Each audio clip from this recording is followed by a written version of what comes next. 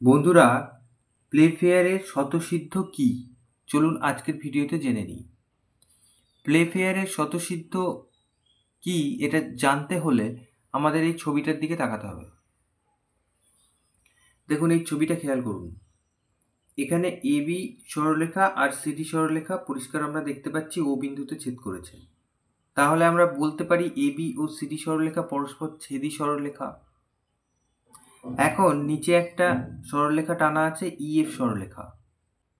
এই ছবির দিকে আমরা যদি ভালোভাবে তাকাই তাহলে দেখতেই পাচ্ছি যে এবি সরলরেখার সমান্তরাল সরলরেখা ইএফ সরলরেখা, কিন্তু ইএফ সরলরেখা সিডি সরলরেখার সমান্তরাল নয়।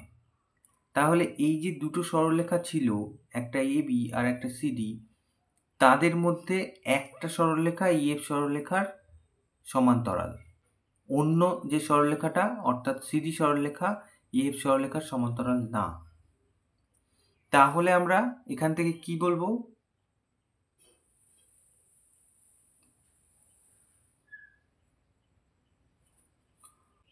বলবো দুটি পরস্পরচ্ছেদী সরলরেখার উভয়েই একই সঙ্গে তৃতীয় কোনো সরলরেখার সমান্তরাল হতে পারে না। তাহলে এটাই হলো প্লেফেয়ারের স্বতঃসিদ্ধ। বন্ধুরা, ভিডিওটা কেমন লাগলো জানাবেন। যদি ভালো লাগে লাইক দেবেন, আর চ্যানেলটাকে প্লিজ সাবস্ক্রাইব করে পাশের বেল আইকনটা প্রেস করে রাখবেন। এতক্ষণ ভিডিওতে সাথে থাকার জন্য ধন্যবাদ।